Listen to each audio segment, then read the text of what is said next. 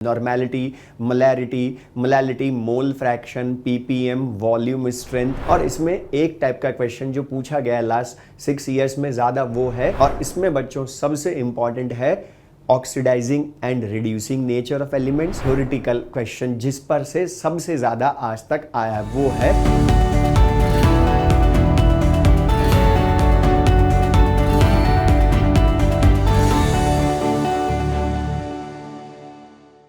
Hello my dear students, I hope you all are fit and fine और अपनी full energy के साथ NEET की प्रिपरेशंस कर रहे होंगे। मैं वैभव जैन, फैकल्टी केमिस्ट्री, एलन करे इंस्टीट्यूट, आज आपके साथ डिस्कशन करूंगा फिजिकल केमिस्ट्री के 2 इम्पॉर्टेंट चैप्टर्स की आपको उनको रिवाइज किस तरह से करना है, किन टॉपिक्स पर क्वेश्चंस आने की प्रोबेबिलिटी सबसे ज़्यादा है। और वो 2 चैप्टर्स हैं बच्चों, सॉल्यूशंस एंड इलेक्ट्रोकेमिस्ट्री। अब बच्चों सॉल्यूशंस और इलेक्ट्रोकेमिस्ट्री के लास्ट 6 ईयर्स में नीट में सॉल्यूशंस के 13 क्वेश्चंस आए हैं और इलेक्ट्रोकेमिस्ट्री के 17 क्वेश्चंस आए हैं। अब इनमें हमें किन चीज़ों का ध्यान रखना रिवाइज करते टाइम, अब हम इनको 1 बाय 1 स्टडी करेंगे। तो सबसे पहले हम स्टडी करेंगे बच्चों सॉल्यूशंस चैप्टर, या इसी को लिक्विड सॉल्यूशंस भी बोलते हैं। और उसमें आप सबसे पहले पढ़ते हैं concentration terms, means different concentration terms के बारे में। Normality, molarity, mole fraction, ppm, volume, strength of H2O2 solution and percentage. अब इनमें से बच्चों आपको सबसे ज़्यादा ध्यान रखना, जो पूरे चैप्टर में भी आप बहुत यूज़ करते हैं, वो है मोलैरिटी एंड मोल फ्रैक्शन। इनका डायरेक्ट क्वेश्चन भी पूछा जाता है और इनका आपस में रिलेशन का भी क्वेश्चन पूछा गया है। देन आता है बच्चों वेपर प्रेशर ऑफ लिक्विड, और वेपर प्रेशर ऑफ लिक्विड किन फैक्टर्स पर डिपेंड करता है वो भी आपको रिवाइज करना है। और इसमें वेपर प्रेशर, जब हम किसी प्योर लिक्विड में सॉल्यूट मिलाते हैं तो वो 2 तरह के सॉल्यूशन फॉर्म करता है, liquid liquid mixture, solid liquid mixture, और ये हम कैलकुलेट करते हैं with the help of Raoult's law. तो इनके डायरेक्ट फॉर्मूलेज आप ध्यान रखिएगा दोनों टाइप के सॉल्यूशंस के, उनको फिर आप उनके बेस्ड क्वेश्चंस भी बहुत अच्छे से कीजिएगा, बिकॉज इनके क्वेश्चंस भी बहुत बार पूछे गए हैं। और देन आता है इस चैप्टर का थ्योरेटिकल क्वेश्चन जिस पर से सबसे ज़्यादा आज तक आया है, वो है ideal and non ideal solutions, जिसमें आप स्टडी करते हैं कि ये 2 टाइप्स के होते हैं, पॉजिटिव डिविएशन वाले non ideal solutions and negative deviation वाले नॉन आइडियल सॉल्यूशंस। तो इनको आप पढ़िएगा बच्चों, और नॉन आइडियल सॉल्यूशन से ही आप फॉर्म करते हैं देन एजियोट्रॉपिक मिक्सचर्स। और एजियोट्रॉपिक मिक्सचर्स में आप 2 टाइप के पढ़ते हैं, maximum boiling azeotropes and minimum boiling azeotropes. अब बच्चों आइडियल सॉल्यूशंस के एग्जांपल्स भी आपको याद रखने हैं और नॉन आइडियल सॉल्यूशंस के एग्जांपल्स भी याद रखने हैं, और इनका थ्योरेटिकल क्वेश्चन इनकी कैरेक्टरिस्टिक्स का पूछा जाता है। और जब आप इसको रिवाइज करें तो बच्चों आइडियल सॉल्यूशन की हेल्प से ही नॉन आइडियल सॉल्यूशंस को कंपेयर करके याद रखिएगा।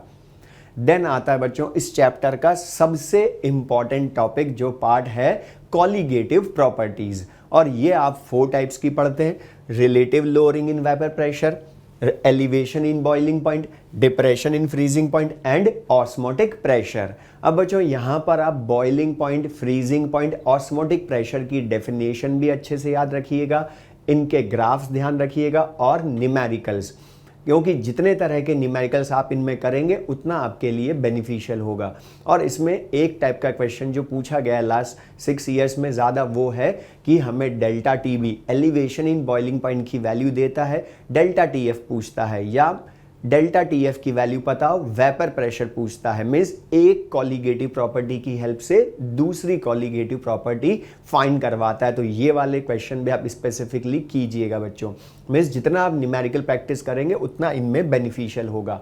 अब बच्चों यहाँ पर कॉलिगेटिव प्रॉपर्टीज हम 2 तरह की पढ़ते हैं, normal colligative properties and abnormal colligative properties. और नॉर्मल कॉलिगेटिव प्रॉपर्टीज आप पढ़ते हो बच्चों जब सॉल्यूट सॉल्वेंट में ना तो डिसोसिएट होता है ना एसोसिएट होता है, जो आप पढ़ते हैं यूरिया, ग्लूकोज, शुगर के सॉल्यूट्स के लिए। लेकिन जब हम किसी electrolyte meaning acid base salt को वाटर में मिलाते हैं तो वो एबनॉर्मल कॉलिगेटिव प्रॉपर्टी शो करता है। और इसका बहुत ध्यान रखिएगा बच्चों, बिकॉज एबनॉर्मल कॉलिगेटिव प्रॉपर्टीज को हम कैलकुलेट करते हैं with the help of went of factor. तो इसकी कैलकुलेशन हम for dissociation of solute and for association of solute करते हैं। तो इनके डायरेक्ट फॉर्मूलेज याद रखिएगा बच्चों, बिकॉज वो डायरेक्ट इन पर क्वेश्चन भी पूछता है। कई बार वेंट ऑफ फैक्टर डायरेक्ट पूछा गया है। और एक टाइप का क्वेश्चन जहां पर वो 4 सॉल्यूशंस हमें देता है और कंपैरिजन करवाता है ऑस्मोटिक प्रेशर ऑफ सॉल्यूशन का, या बॉइलिंग पॉइंट ऑफ सॉल्यूशन, या फ्रीजिंग पॉइंट ऑफ सॉल्यूशन, या वेपर प्रेशर ऑफ सॉल्यूशन। तो इनका भी ध्यान रखिएगा, इस वाले टाइप के क्वेश्चंस भी कीजिएगा। और बच्चों लास्ट टॉपिक है इसका हेनरीज लॉ, जिसमें आप पढ़ते हैं बच्चों effect of pressure on solubility of a gas in liquid. तो वहां उसका फॉर्मूला पर बेस्ड न्यूमेरिकल पूछा गया है। और एनसीईआरटी में से आप इस चैप्टर के सॉल्व्ड एग्जाम्पल्स जरूर कीजिएगा बच्चों, ये ध्यान रखिएगा, बिकॉज इसके सॉल्व्ड एग्जाम्पल्स कॉम्पिटिशन्स में बहुत बार पूछे गए as it is solutions chapter के। तो बच्चों ये हमने डिस्कशन किया सॉल्यूशंस चैप्टर का। देन बच्चों सेकंड चैप्टर है हमारा इलेक्ट्रोकेमिस्ट्री। अब इलेक्ट्रोकेमिस्ट्री में बच्चों आप सबसे पहले पढ़ते हैं conductance terms, means conductance, resistance, conductivity, molar conductivity and equivalent conductivity. अब इनमें से बच्चों molar conductivity and equivalent conductivity की डेफिनेशन भी ध्यान रखिएगा और इनके फॉर्मूलेज, इन पर बेस्ड न्यूमेरिकल आप अच्छे से सॉल्व कीजिएगा। देन इन इलेक्ट्रोलाइटिक कंडक्टेंस पर किन किन फैक्टर्स का अफेक्ट होता है, और इनमें से आपको सबसे ज़्यादा मेनली स्टडी करना है nature of electrolyte, temperature and dilution. और डाइल्यूशन का क्वेश्चन आज तक सबसे ज़्यादा पूछा गया है फैक्टर्स अफेक्टिंग इलेक्ट्रोलाइटिक कंडक्टेंस पर। देन बच्चों अब इसके बाद पढ़ेंगे कॉलराश लॉ। और बच्चों कॉलराश लॉ जो है इसकी हेल्प से आपको पता है एट इनफाइनाइट डाइल्यूशन या जीरो कंसंट्रेशन पर आप molar conductivity and equivalent conductivity calculate करते हैं। तो बच्चों बस इसमें आपको एक चीज़ का ध्यान रखना, जब भी क्वेश्चन करें आप एट इनफाइनाइट डाइल्यूशन हमें cation and anion of electrolyte की मोलर कंडक्टिविटी गिवन है या इक्विवेलेंट कंडक्टिविटीज गिवन है, ये आपको क्वेश्चन में स्पेशली ध्यान रखना है।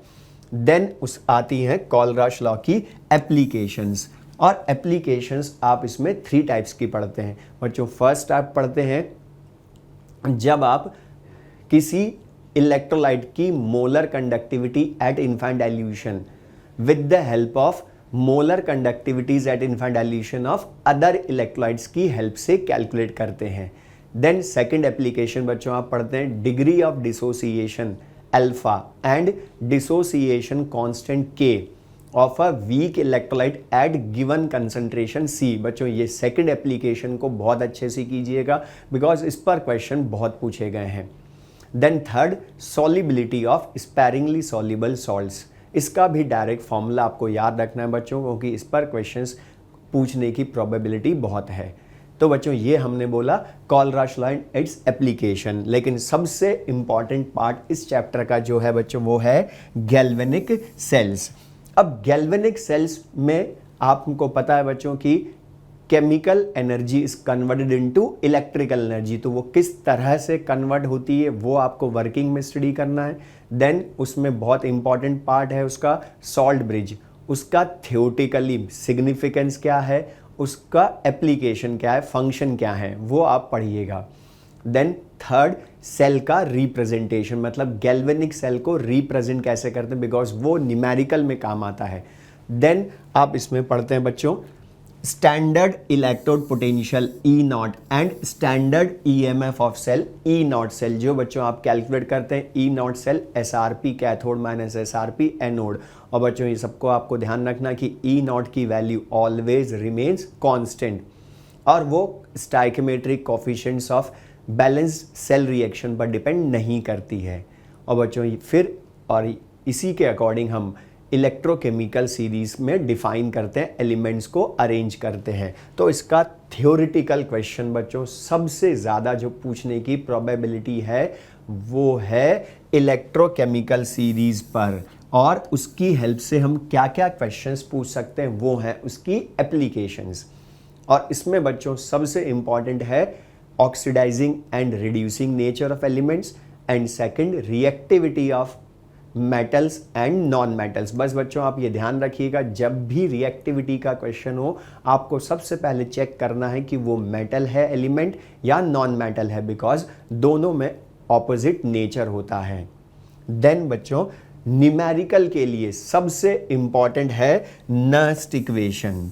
मीन्स नर्स्ट इक्वेशन की हेल्प से आप सबको पता है कि हम कैलकुलेट करते हैं electrode potential and EMF of a cell under given concentration, pressure, temperature. अब इसकी हेल्प से बच्चों आप जितने टाइप के न्यूमेरिकल्स हो सकते हैं वो सब अच्छे से सॉल्व कीजिएगा। और इसका एक क्वेश्चन है बच्चों हाइड्रोजन इलेक्ट्रोड का इलेक्ट्रोड पोटेंशियल कैलकुलेट करना। देन सेकंड किसी सेल का ईएमएफ कैलकुलेट करना। देन बच्चों स्पेशल टाइप ऑफ सेल होता है कंसंट्रेशन सेल। आपको सबको पता है कि सेल में कंसंट्रेशन सेल में एनोड एंड कैथोड सेम होते हैं, बट इसमें दो टाइप के क्वेश्चंस वो पूछ सकता है कि जब इलेक्ट्रोलाइट सॉल्यूशन की कंसंट्रेशन डिफरेंट हो, दूसरा pressure of gaseous electrode different हो। तो ये बहुत अच्छे से कीजिएगा। और एक और क्वेश्चन आपको पूछता है spontaneity of a cell reaction predict करना, जो आप ई सेल की हेल्प से करते हैं। देन आता है इक्विलिब्रियम कांस्टेंट कैलकुलेट करना with the help of Nernst equation. और ई नॉट सेल और इक्विलिब्रियम कांस्टेंट का फॉर्मूला याद रखिएगा बच्चों, क्योंकि उस पर भी क्वेश्चंस बहुत बार पूछे गए हैं। और उसी की हेल्प से फिर हम delta G not standard Gibbs energy change भी कैलकुलेट करते हैं। और बच्चों देन इसका थर्ड पार्ट चैप्टर का जो है इलेक्ट्रोलाइटिक सेल एंड इलेक्ट्रोलाइसिस। अब बच्चों इलेक्ट्रोलाइटिक सेल और इलेक्ट्रोलाइसिस जो है वो गैल्वेनिक सेल्स का ऑपोजिट होता है। आपको सबको पता है कि इसमें इलेक्ट्रिकल एनर्जी पास करने पर केमिकल एनर्जी प्रोड्यूस होती है। और बच्चों इसको आप दो पार्ट्स में पढ़ते हैं, क्वालिटेटिव एस्पेक्ट ऑफ इलेक्ट्रोलाइसिस जिसमें आप स्टडी करते हैं कि at anode cathode oxidation reduction से क्या क्या प्रोडक्ट बनते हैं। तो इसमें ध्यान रखिएगा बच्चों, आपको क्वेश्चन में चेक करना है सबसे पहले कि जो भी आपका इलेक्ट्रोलाइट है उसका इलेक्ट्रोलाइसिस एक्टिव इलेक्ट्रोड की प्रेजेंस में करवा रहे हैं या इनर्ट इलेक्ट्रोड की प्रेजेंस में करवा रहे हैं। तो इसको बहुत ध्यान से पढ़िएगा क्वेश्चन में। देन सेकंड पार्ट इसका न्यूमेरिकल पार्ट, जो हम कैलकुलेट करते हैं बच्चों with the help of Faraday's first law and Faraday's second law. तो बच्चों ये Faraday's first law and second law, इनकी हेल्प से भी आप जितने टाइप के न्यूमेरिकल्स हो सकते हैं वो अच्छे से सॉल्व कीजिएगा। और लास्ट आता है बच्चों इसमें सम कमर्शियल वोल्टेइक सेल्स, जिसमें आप बच्चों पढ़ते हैं तीन टाइप के, primary cells, secondary cells and fuel cells. Primary cells का आपको ब्रीफ इंट्रोडक्शन लेना ओनली, एग्जाम्पल्स इनके पूछे गए, बट मेनली क्वेश्चन जो आज तक ज़्यादा पूछा है वो सेकेंडरी सेल्स, जिसमें आप लेड स्टोरेज बैटरी पढ़ते हैं, उनकी ओवरऑल सेल रिएक्शन याद रखिएगा, और valency factor of H2SO4 in overall cell reaction of lead storage battery आपको ध्यान रखना है। देन फ्यूल सेल की ओवरऑल सेल रिएक्शन और उसकी एफिशिएंसी का formula delta G upon delta H into 100, ये आपको याद रखना बिकॉज इस पर भी क्वेश्चन पूछा गया फ्यूल सेल की एफिशिएंसी पर। तो बच्चों आई होप आपको क्लियर होगा, आपको आइडिया मिला होगा कि लास्ट में हमें इन दोनों चैप्टर्स का रिवीजन कैसे करना है। अब बच्चों मैं आप सबसे लास्ट में यही कहना चाहूँगा, go confidently in the direction of your dreams and live the life you have imagined. Thank you and all the best for your NEET 2022.